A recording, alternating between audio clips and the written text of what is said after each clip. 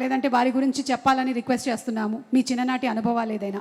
మా అమ్మగారి తండ్రి గారు రాధాకృష్ణ నాయుడు, నెల్లూరు వాసి, కానీ మొగల్తూరులో సెటిల్ అయ్యి అక్కడ స్టేట్ ఎక్సైజ్ ఇన్స్పెక్టర్గా రిటైర్ అయ్యారు ఆయన.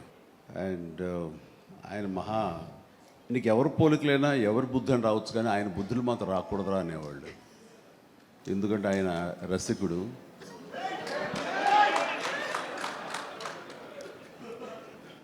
ఇద్దరు ఇంట్లో ఉండేవాళ్ళు, నాకు ఇద్దరు అమ్మమ్మలు.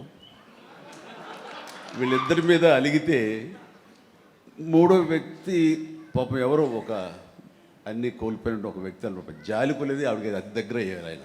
అలా 3 మనకు తెలిసి 4-5 ఉన్నాయేమో మనకు తెలియదు. అందుకని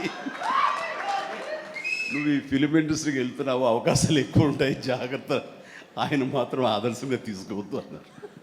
నేను తీసుకోలేదమ్మా.